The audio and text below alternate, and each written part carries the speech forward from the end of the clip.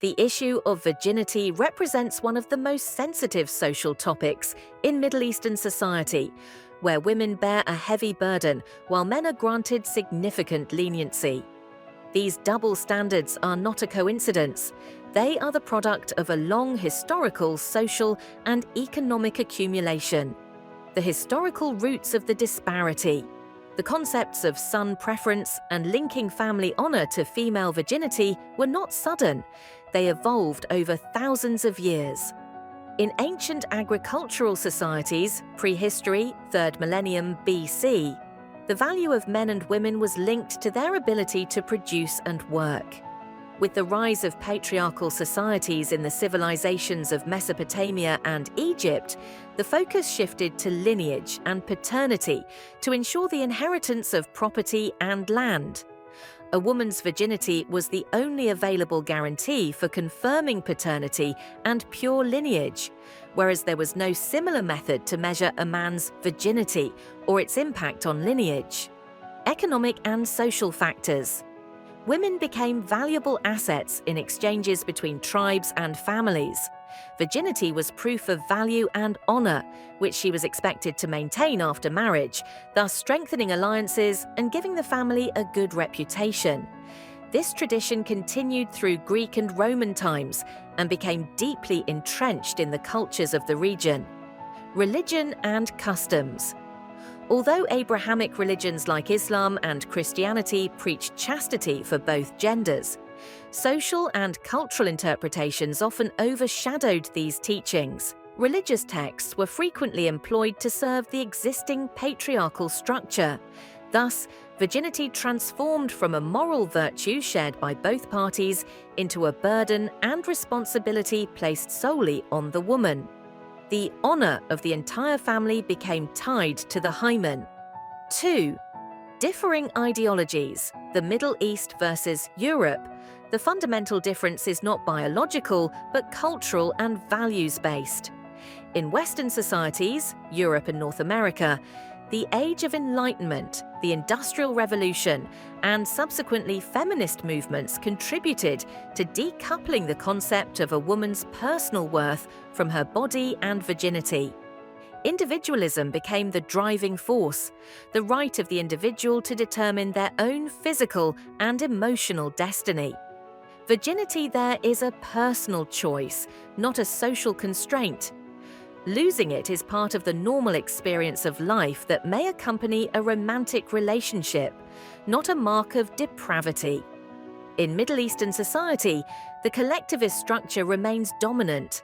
An individual's value, especially a woman's, is derived from the status and reputation of the family.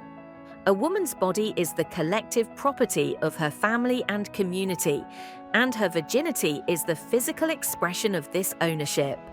Therefore, losing it outside of marriage is not just a personal sin, but a betrayal of the collective and a challenge to the established social order, often resulting in severe social and sometimes legal consequences. 3. Where is the Middle East heading?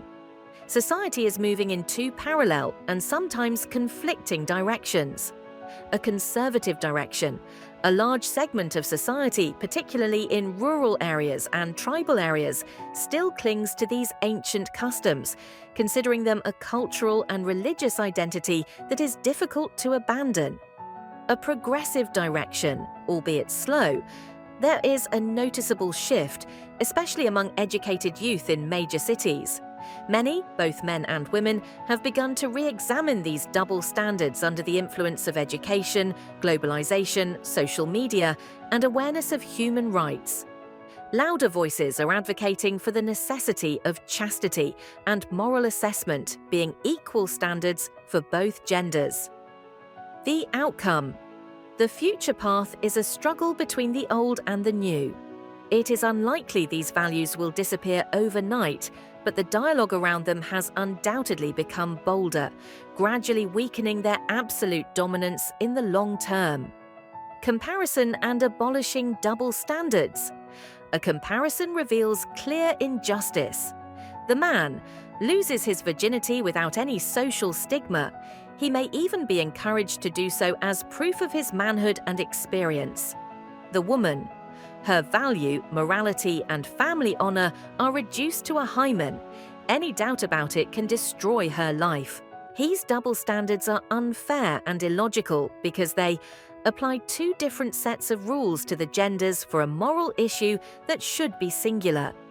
Place responsibility on one party, the woman, in a mutual relationship that requires reciprocal respect. Reduce human dignity and honor to an anatomical part, ignoring values such as honesty, loyalty, kindness, and piety. Conclusion: every society has its customs and traditions that shape its cultural identity, and the right of societies to preserve these traditions must be respected. However, true respect does not mean silence in the face of unjust practices or double standards. Traditions are human-made and are susceptible to evolution and critique. The goal should be to build a society where individuals respect each other, regardless of their gender, a society where value is measured by ethics and humanity rather than the body, where a person's honor is separated from their virginity, all while emphasizing the principle of equality and refraining from imposing a single viewpoint on everyone.